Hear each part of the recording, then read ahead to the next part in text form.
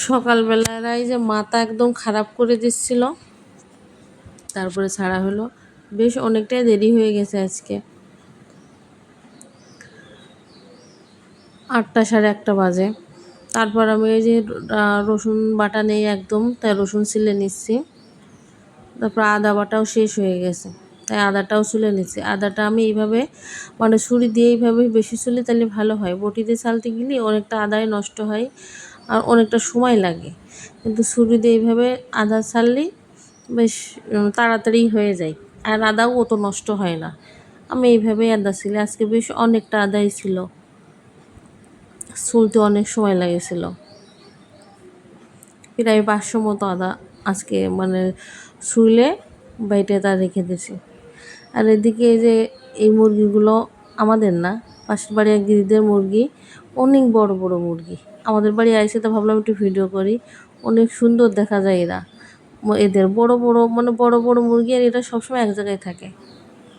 আর দুপুরে এই যে রান্না করে নিছি শোল মাছ ভাজি করে নিছি, আর আলু দিয়ে রান্না করবো শোল মাছটা। এই যে আলুটাও চড়াই দিছি, আলু দিয়ে তারপরে শোল মাছের ঝোল করবো। আর এদিকে সজনে ডাঁটাটা নিরামিষ রান্না করবো, সজনে ডাঁটা আর আলু এটা চচ্চড়ি করবো, শুধু 5 ফোড়ন দিয়ে আর জিরে দিয়ে, সরিষা বাটা দেবো না।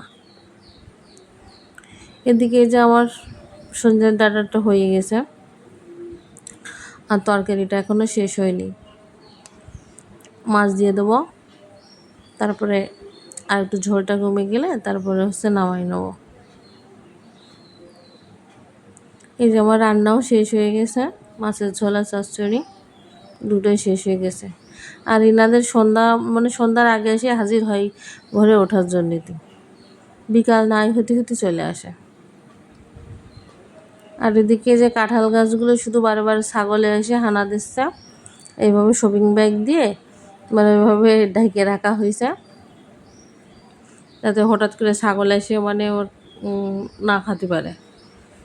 এর উপরে আরও কিছু কাঁঠাল ধরেছে, বেশ কটা কাঁঠালই ধরেছে। এই গাছে শুধু এই গোড়ার দিকেই ধরে, মানে ওই মাথার দিকে বেশি একটা ধরে না, গোড়ার দিকেই বেশি কাঁঠাল ধরে। বেশি বড় হয়নি, সামান্য একটু বড় হয়েছে, আর কিছুদিন পরে খাওয়া যাবে না এইসব। আর এদিকে এই যে আরেকটা আতা গাছ আছে, আতা গাছে এখনও আতা খুব একটা হয়নি। আর এদিকে এই যে ছাগল ছানাটা আছে, কাদের ছাগল ছানা প্রত্যেকদিন সকালবেলায় আসে গাছেতে যে পাতা পড়ে, আর উনি আসে এই সময় খায়। কিছু বলি না, একাই খাই, একটু মানে হেই হেই করলে আবার দৌড় মারে। Bye bye, tata.